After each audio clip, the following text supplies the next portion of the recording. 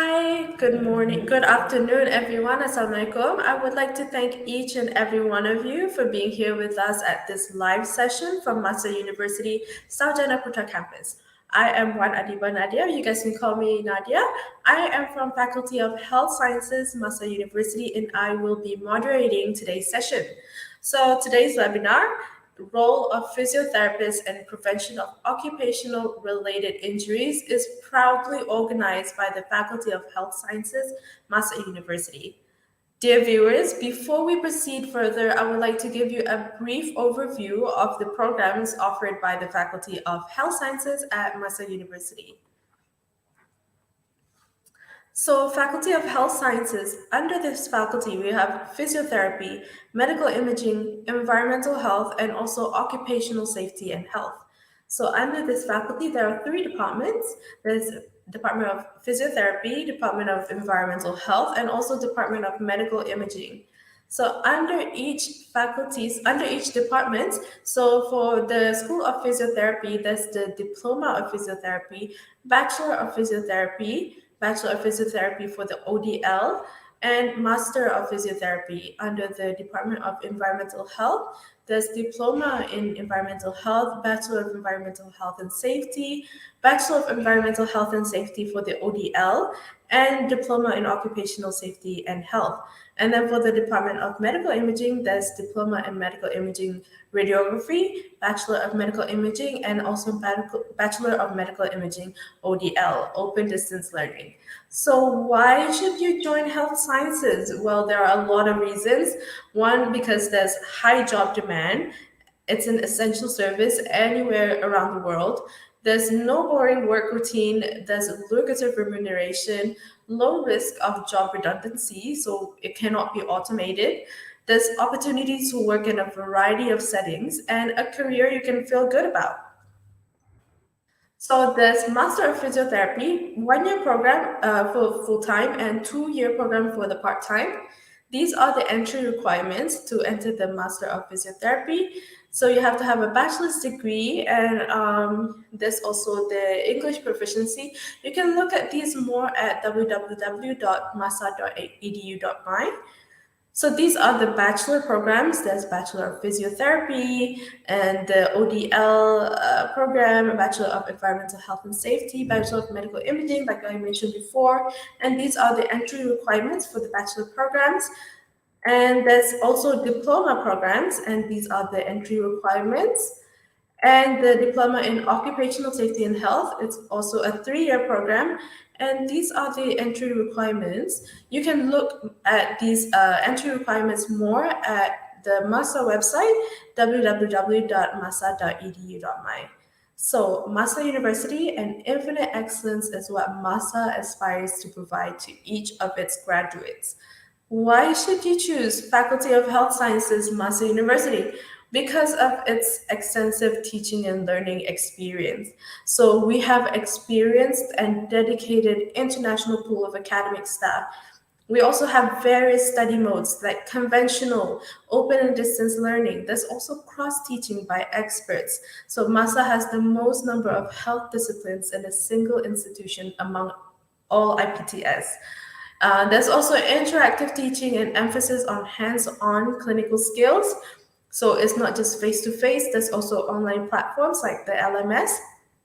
There's also a wide list of hospitals and institutions for clinical and industrial placements. And also all our programs here are accredited by MQA and JPA with also international recognition. So we have dual award with ARU and Glen University. So Masa also has its scholarships. So the Masa scholarships include Haji Abdullah Academic Excellence Scholarship, Foundation Scholarship, Blue Ribbon Scholarship, School Teacher Scholarship, Family Scholarship, and also the Single Parent Scholarship. And Masa University is collaborating and has affiliations with a lot of other universities and institutions around the world. And this university also has the Student Mobility Program. These are some pictures from the Student Mobility Program. So we welcome you to join us at Faculty of Health Sciences, Masa University. Thank you. So please contact us through MASA website or through our faculty Facebook page to know more about our programs, or simply leave a comment and we'll get back to you. So your questions concerning this webinar session can be listed in the chat box below. Before we begin the webinar, let me just introduce you briefly about the webinar. Work-related musculoskeletal, or known as MSK disorders, are associated with high costs to employers from absenteeism, lost productivity, and increased healthcare, disability, and workers' compensation costs. So physiotherapists can prevent and treat musculoskeletal conditions within the population through education, ergonomics, training, workplace safety modification, exercise prescription and monitoring, and even hands-on manual interventions. So physiotherapists actually help to reduce risk factors by analyzing the posture and movements during work, either in a job, home, or any clinical setups. A physiotherapist also evaluates a person's capacity to perform work through functional abilities evaluation, or otherwise known as FAE, or functional capacity evaluation, FCE. So it compares health status, function, and structures to demand of job. So FCE used to measure the strength, postural imbalance, fatigue level, and range of motion. So are you interested in learning more about the ways to prevent workplace injury? This will all be discussed in this webinar. So before we begin, let me just introduce the speaker. We have Madam Janaki. So Madam Janaki graduated with master's degree in cardiorespiratory physiotherapy and Master of Health Science in Wellness and Fitness. So Madam Janaki has more than 13 years of working experience as a physiotherapist. So she is also a member of Indian Association of Physiotherapy. She is passionate about continuous professional development and sharing her expertise in the cardiorespiratory physiotherapy, wellness and fitness, and also exercise prescription. So Madam Janaki, the screen is all yours. Okay. Thank you, Ms. Nadia, for the introduction, and very good evening to everyone. Today's webinar is about role of physiotherapists in prevention of occupational related injuries. So I'm going to discuss about the introduction to occupational health, incidence of work-related health, work-related injuries and its impact, and role of physiotherapists in prevention and management of work-related occupational injuries. So WHO defined as occupational health is a multidisciplinary activity aimed at the protection and promotion of the health workers. This approach considers an individual physical, mental, and social well-being, general health, and personal development. So, incidence of work-related illness: 2.3 million women and men around the world succumb to work-related accidents, diseases every year. This corresponds to over 6,000 deaths every single day. Worldwide, there are around 340 million occupational accidents and 160 million victims of work-related illness recorded annually. According to US Bureau of Labor Statistics, ergonomic injuries make up 1/3 of all work-related injuries and illness. 34% of all lost work days in US are due to ergonomic-related illness. So this is based on National Occupational Accident and Disease Statistics, Malaysian 1, 2021 statistics. According to this, 15.6 million of employed persons in Malaysia.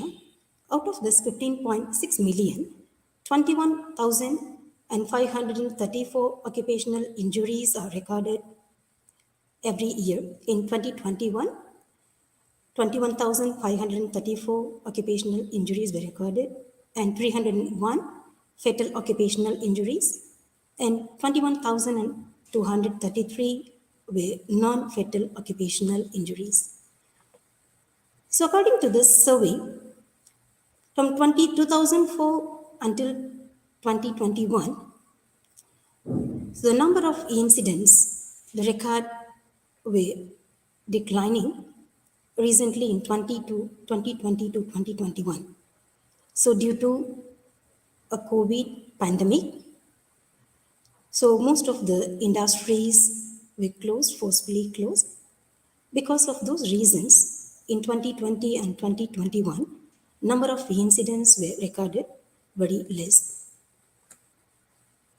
So according to this survey, most of the non-permanent disabilities occurring in the manufacturing site, next in the construction site, and permanent disabilities are occurring maximum in the manufacturing site, next in the agriculture, forestry, and fishery areas. In most of construction areas, we could see more number of death rate were recorded. So 51 death rate were recorded in 2022.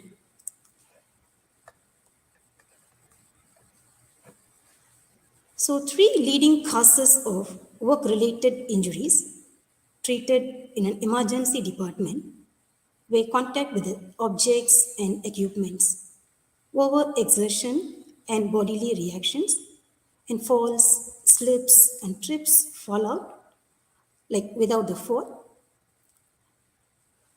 And then 1 million, around 2 million injuries due to contact with the objects and equipments in 2020 were so severe that they resulted in time away from the work. So workers less than 25 years of age have a higher rate of occupational injuries treated in emergency department than other age groups. An estimated 1.5 to 1.8 million workers sustained work-related injuries and were treated in emergency department during 2020. Male workers accounted for approximately 66% of work-related injuries treated in emergency department. It's based on NIOSH survey. See, according to this National Occupational Accident and Disease Statistics, most of the work-related injuries, more than 35% of work-related injuries are musculoskeletal injuries, either smaller injuries or any major work-related accidents, death are occurring. For most of the cases, 35 to 34 to 35% are musculoskeletal injuries. So coming to the gender, so males are commonly affected comparatively than the female. So these are the surveys of death ratios. So 100%, out of 100%, maximum of the death percentage. So the average age between 50 to 55 age, most of the people are getting like a fatal due to some non-communicable diseases or chronic occupational diseases. So fatality rate is higher among 50 to 55 years age. So these are all the parts are affected because of occupational related diseases. Most of the occupations, we are using the upper extremity. So most of the upper extremity problems are occurring. The two musculoskeletal injuries are very common. Head to neck problem. So basically they get neck muscle tightness, cervical spondylosis problem, shoulder pain, restricted range of motion in the shoulder, and arm pain, hand pain, wrist pain, as well as the trunk pain, right? So, and lower extremities also affected because of occupation-oriented diseases. So they get a leg pain, knee, as well as ankle foot pain. So according to this survey, so they are seeing males as well as females are equally affected because of occupational-oriented diseases, especially musculoskeletal diseases. So body system related to injuries and illness accounted for over 34% of total 11 million 1 million and 176,000 and 340 injuries and illness in private industries. Regarding specific body parts, back related injuries were most prevalent, followed by hand injuries and leg injuries. Across all lost time cases due to injuries and illness, the median number days lost per incidents increased from 8 in 2019, 12 in 2020. So, upper extremity is the most common location for work related injuries. Common musculoskeletal injuries that can occur in association with occupational demands. So, shoulder impingement condition, rotator cuff injuries, carpal tunnel syndrome. So, these are the common injuries of upper extremities. So, the term musculoskeletal disorder covers any injury, damage, or disorder of joint or other tissue in the musculoskeletal system. So, lesion in the muscle, bone, tendon, ligaments, and joint likely to cause functional imbalance. So, other than the manual handling, there are evidences that heavy manual labor, awkward postures, and recent or existing injury may contribute to the development of musculoskeletal disorders. So, awkward posture. So, sitting or any kind of manual work, if you are doing in an awkward posture or lifting in an inappropriate position or forceful pinching, gripping may induce major musculoskeletal injuries. So, what are the common signs work related injuries and its impacts? So, commonly in work related injuries, patient will get a very first sign as pain, numbness, and tingling sensation. So, these often leads to reduced work productivity. So, lost time from the work, they used to take sick leave and temporary permanent disability. Okay, so what is the role of physiotherapists in the prevention of occupational related injuries? So, what are the work we physiotherapists are doing here? So, who engage with the employers to prevent injuries and disabilities, pre-employment screening, we are doing ergonomic training, injury prevention methods, and health promotion activities, and on-site treatments of injured workers. So, what is this pre employment assessment? When to do this pre employment assessment? So, the primary purpose of pre employment physical examination should be to make sure then an individual is physically capable of safely performing work tasks effectively without posing a risk of harm to themselves or others. So, pre employment assessment includes aerobic physical fitness, postural tolerance, isokinetic tests, trunk mobility, isometric tests, and dynamic lifting. So, aerobic physical fitness testing is often included in the pre employment testing as a potential predictor of physical injury. Aerobic testing examines the maximum amount of aerobic physical work that an individual can do by using treadmill, or we can use the arm bicycle, that is arm bikes, or step platforms to measure oxygen consumption. So, how much amount of oxygen the particular employee is utilizing during the work time or the activity time depends on that. We can make sure whether the person is able to do this work, mild to moderate work or moderate to heavy level work. So depends on the requirement of the job and the oxygen consumption. So depends on that. We are just screening the people whether they are able to do this work or not. The second one is a postural tolerance and dynamic tolerance test. So it includes the activities, so from sitting to reaching, squatting, stooping, climbing, walking, and balancing. So all these tasks we are doing to analyze the postural tolerance during the dynamic activity, whether they are carrying a weight or lifting weight, transferring weight from one place to other place. So they should have a very good balance and posture tolerance to move objects from one place to other place. So So that's why we are checking all these postural tolerance and dynamic tolerance tests. Next one is the isokinetic testing. So this test will assess the strength and muscular endurance of the employee while stationary.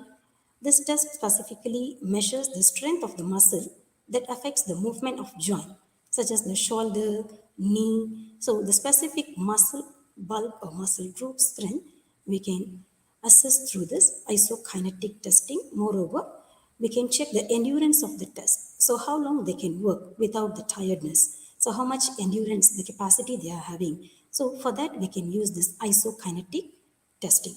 Next one is the dynamic lift test. So the capability of certain muscle group while in motion.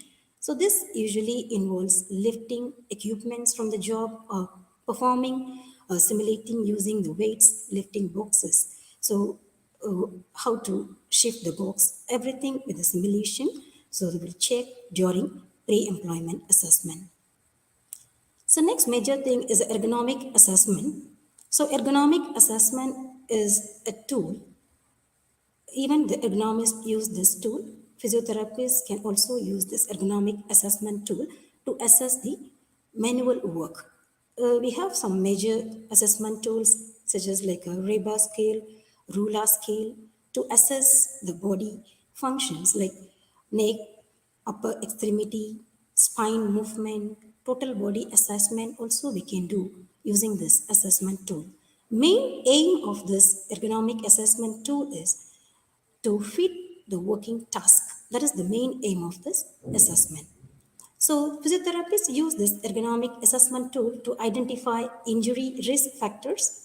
So what posture, how they are working, either using an awkward position, improper sitting position, or proper sitting position, heavily physical work, any weightlifting work, shifting work, repeated movement, static posture. So not only the dynamic movement, even static posture is also dangerous. Any static posture like long time standing, long time prolonged sitting position. So that is also a major high risk. So vibration, who are working in the roadside like construction work, driving a heavy load vehicle, truck drivers. So because of vibration also, they may get some neurological problems. So on temperature extremities who are working in the two extreme climates like low temperature as well as the high temperature areas, and some physical hazards like temperature and lights. So lighting who are working in the nightclubs. And so lighting is also important for the working environment. It should not affect our sight. And individual risk factor includes smoking, high BMI, obesity, and presence of comorbid conditions. So that also we can assess while doing the ergonomic assessments. So what are the benefits of ergonomic assessment? Ergonomic assessment will improve teams' well-being and help make their time at work productive and pain-free. Goal is to fit the work, task or physical work environment to the capacities of the worker. So we can't give work more than their capacity, their endurance level. So we need to check all these assessments before setting them in a goal. The third main goal of physiotherapist is ergonomic training. So we do give ergonomic training. So ergonomic awareness training aims to teach employees how to identify the risk factor for developing pain or injury in the workplace and how to modify these. So physiotherapists will teach employees about the ergonomics. It's like a short session, maybe half an hour to 1 hour session. So we gather nearly 15 to 20 people like a classroom teaching. So we can teach all the like a high risk factors, how to identify the risk factors and about the musculoskeletal disorders and workstation setup. So ergonomic training recommended for both a basic level as well as the visual display unit who are working in front of the computer. So the computer workstation also needs ergonomic training. So many big industries and corporate setups nowadays they are appointing physiotherapists to provide some ergonomic awareness training for their employees. So ergonomic and production-based workspaces. So this one is the sitting ergonomic and standing ergonomic. So when we are sitting on the seat, if anybody is working in front of the computer, sitting long time, more than 6 hours, so sitting is very important. So the back should be like supported with the pillows. You can keep some towel. So always we have to care about our back. So back should be straight and our feet should rest on the floor. So when you are keeping feet on the floor, actually your body weight equally transmitted to the both sides of hip. So otherwise we may get edema problem, hip pain, and your monitor screen should be arranged right angle to your eyes so that we don't get a neck pain as well as vision problem. So mouse positioning just below the table, we have to keep our mouse positioning. It should be at the hip level. It should not be more than your hip level. When we are using a mouse, always maintain wrist in a neutral position. If you are keeping either in a extended or slightly more forward position, it may compresses the nerves and may cause some musculoskeletal and neurological disorders. Let's say the people are standing long time, working in the malls, cash counters, and security guard, nurses. If they are standing long time, they can be provided either footrest or foot rails so that they can just alternatively like transmit their body weight one foot to other foot. It reduces the workload over spine as well as the weight will be transmitted to the ground. So these are all a major thing in the ergonomic assessment, and we need to teach the employees, suppose if they are lifting a weight, their nature of job is lifting and carrying. So how to lift the weight? So weight must be more closer to the body. So straight away we should not bend and lift the weight. Have to squat, flex the hip and knee and bring the weight more closer to the body. Then take a support of the thigh and lift it near to the waist level, then chest level. Above chest level is not recommended, and below knee level weightlifting is also not recommended. So these are all the main concern about the lifting and carrying manual work. While carrying a weight, they should not twist their body. Without the weight, we can twist our body, so we don't get any problem. But with the weight, when we twist, there are chances to get musculoskeletal problem, soft tissue injuries. There are chances to get intervertebral disc collapse too. Okay, so what's a workplace assessment? So physiotherapists are going on site duty. So what we do on workplace assessment? So workplace assessment is nothing but the physical examination of a surrounding environment of the employee, workspace, and how the employees interact with it to identify the cause of injury, obstacles, and even discontentment faced by the corporate personnel. So all these details we will just check on site. So that is called on-site assessment or workplace assessment. So preventive injuries, how to prevent all these musculoskeletal as well as work-related injuries. Commonly, preventative physiotherapy highly recommended for who are lifting weight, bending forward repeatedly, and repetitive tasks, even sitting job. People need more preventative physiotherapy. In which ways we can prevent the injuries? The first thing, workplace improvement. Improving the workplace through engineering control is the preferred control method for reducing risk. So they can change the machines. So these are all the engineering control. So we can advise the employers to do all these modifications. So risk identification and reduction. Workplace may eliminate and hazards and reduce the risk. A second thing, job rotation. So employers can make these changes for the employees. Rotation inside the same like companies or the sector, they can change their nature of job. So if we are giving job rotation, we can prevent the repetitive movement of the same muscle or same particular part will get a rest period for a while. So we can give a job rotation. This is also a very good suggestion to prevent the injuries. The third thing, Warm up and stretching breaks. So this is more important in long sitting work or any dynamic work, push, pull, carrying, lifting, any kind of manual work, we need a warm up and stretch breaks. Pre-shift stretching and warm up exercises. So these reduces the risk of musculoskeletal injuries by reducing fatigue, improving muscular balance and posture, and improving muscle coordination. So these are all the tips for good stretch who are sitting long time in front of the computer, typing long time, or lifting, carrying weight, or repeated work if they are doing using hands and wrists. So they can do these kind of stretching exercises, palm out stretches, they can do finger down stretches and finger up stretches, palm in stretches. So these are all specific stretching exercises for the computer users as well as who are doing a fine movement using the fingers and wrists. So how to do a good stretch? How long they need to maintain this position?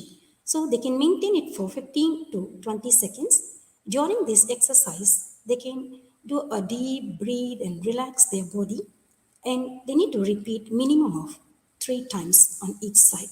So stretching should not be painful. If it is painful, they have to reduce the tension. So it's just to relax the muscles.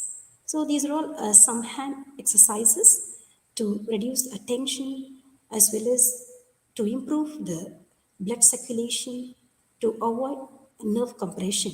So we can do some swaying movement of hand and fisting to fanning movement of the fingers and tip touching movement.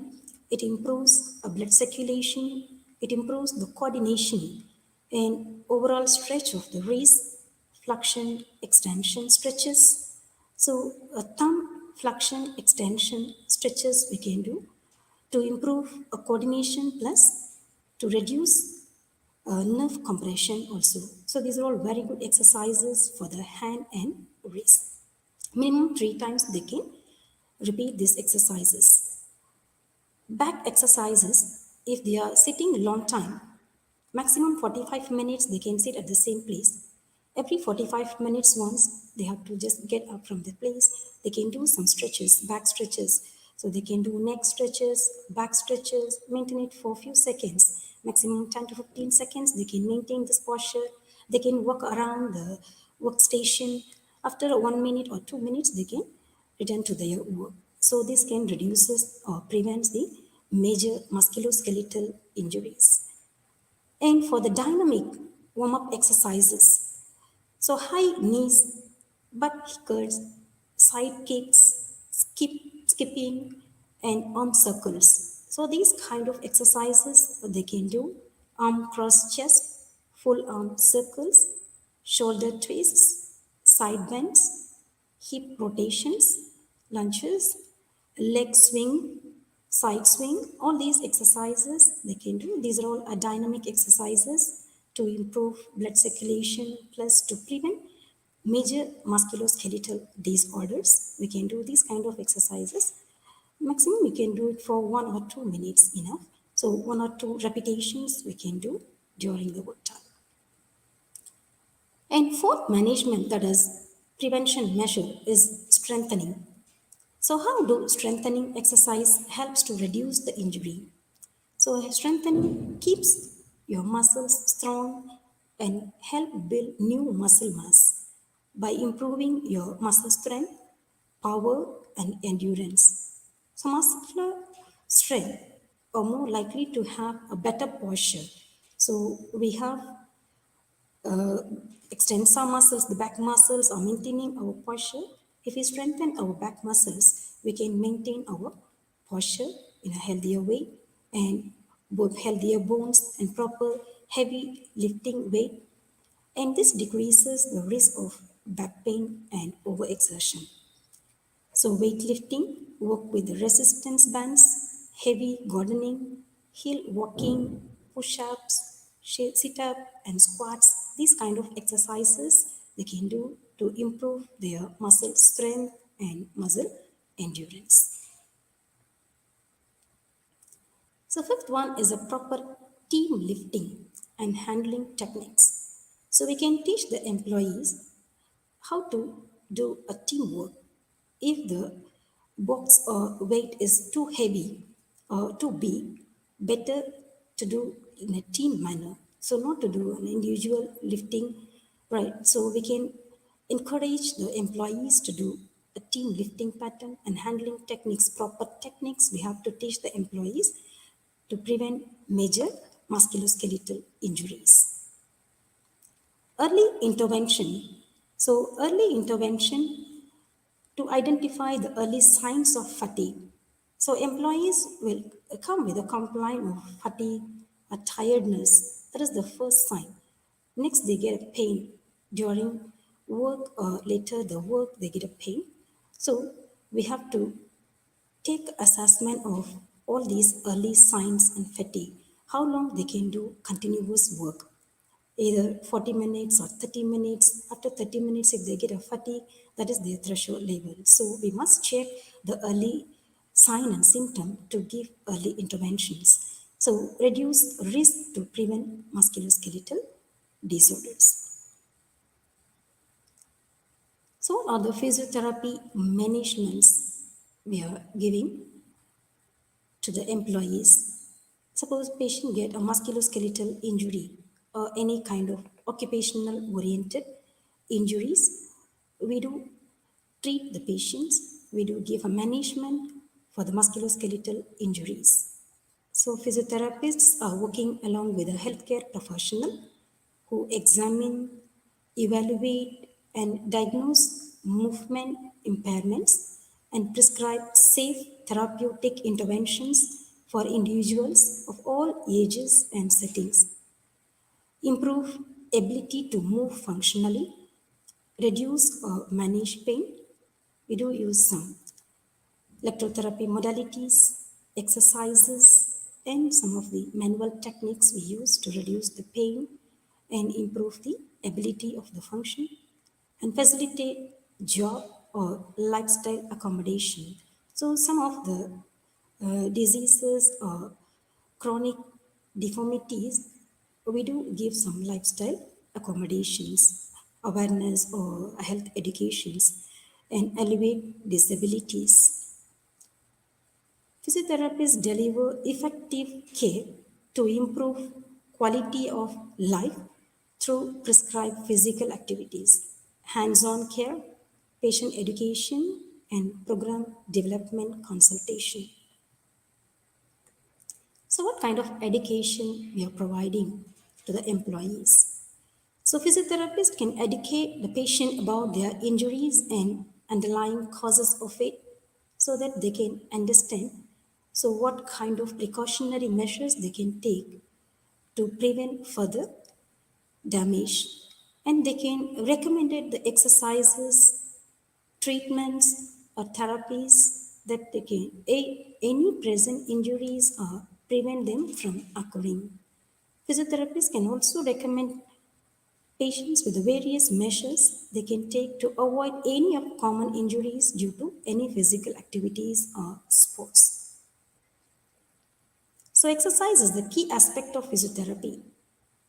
So physiotherapists can help a patient focus on various exercises to strengthen their muscles, tendons, and soft tissues. It can help them improve their mobility, balance, and other concerns. So correct posture. Physiotherapists can also recommend a proper posture and body positioning that can help patients avoid any pain or injuries. So these are occupational physiotherapy services based on the following best principles. So most of the injuries are avoidable. So we can avoid if you are knowing about the like precautionary measures or preventable measures. If we know, we can avoid some of the injuries. And we can educate the patient. We are making aware of and communicating with the patients, like employees, right? Next, we are doing early detection, early sign and symptoms. We are recording and reporting for recommending for further treatment and continuous improvement is driven through analysis of injuries and sharing the learning from what we have found in the creates and improves business process. Physiotherapists are not working alone in the occupational area. We are in the team. We are in the rehabilitation team. So we are working in collaboration with the doctors, occupational therapists, social safety, health people. So we are one of the rehabilitation member in occupational health. So if we are doing ergonomic assessments, manual assessments, all these modifications we are doing after the assessment, we are giving uh, education awareness program we are creating. Plus, we are doing on-site physical therapy. We are giving treatment as well as we are doing assessment. So, as the whole, the cost saving to the employers. This one decreases the work-related musculoskeletal diseases.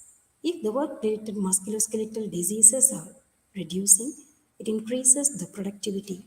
So faster return to work for the employees, ultimately decrease the absenteeism and increases the productivity as well as the company turnover will increase. That is the ultimate result from this on-site physiotherapy and preventable measures. So that's all from my side. These are my references. Thank you. Thank you, Madam Janaki, for the insightful presentation. Dear viewers, if you have any questions for Madam Janaki, please leave a comment down below. And please also fill in the survey form, which can be found at the comment section by the end of this webinar. E-certificates will be awarded. So, Madam Janaki, I see that we have a few questions here. So we have a question by Mrs. Umi Maisa. She asks, what is the exercise to reduce back pain? Okay, thank you for your question. As during work time, actually we can pay attention to our posture. So that is the first and foremost thing. We have to pay attention for our posture. We can keep one pillow at the backside. We can keep some towel. Maintain our posture first. If you are sitting long time or if you are standing long time, you can change your position every 30 minutes once or 45 minutes once. We can take a short break and we can do some stretches. So back stretches, back stretching exercises, and we can do back strengthening exercises. So we call it as pelvic bridging exercises. Lie on your back, just lift your pelvis up, hip up. So maintain it for few seconds and return it to the ground. So these kind of back exercises, or you can press your back against the bed or against the ground, maintain it for a few seconds. It's called a static strengthening exercises. So basically we go for stretches during work time. So we can do the neck stretches, we can do back stretches to reduce back pain, and we can prevent the back pain also. Every 45 minutes once, better to change the position. I see. I'm going to try that when I get home. We have another question by Mrs. Alin. She said, hi, Madam Janaki. I have a question for you. How does physiotherapy help to prevent occupational asthma? Yes, thank you for the question. So actually, occupational diseases, not only musculoskeletal disease, and occupational diseases, we have neurological problems, we have respiratory problems, we have special senses problem. So those who are working in the mines, in the road construction areas, who are working in the fabric industries, they are more prone to get lung diseases. So they're more prone to get allergic type of diseases, asthma, allergic COPD conditions, chronic obstructive lung diseases. So for those kind of people, we can give like a health education and awareness program. So they can wear some protective, personal protective equipments, PPE kit, like rebreather. So the breathing unit they can use, or the mask they can use. So they can do some breathing exercises. So we do teach some breathing exercises to improve their lung capacity. So to prevent major lung diseases, they can do relaxation techniques, they can do breathing techniques to improve their respiratory capacity. And volumes and lung capacities also they can increase by doing breathing exercises. Thank you. Okay, it appears that there's no more questions. So we have come to the end of today's session. Thank you so much, Madam Janaki, for joining us today and providing such insightful information. So to our wonderful audience, thank you for joining us at this webinar. We look forward to your comments and participation at future events hosted by the Masa University. So please fill in the survey form, which can be found at the comment section by the end of this webinar. It's already there. And also e-certificates will be awarded. So in case of any further queries, you can contact us through Masa website or visit our social media. Have a pleasant weekend. Bye. Thank you. Have a great evening.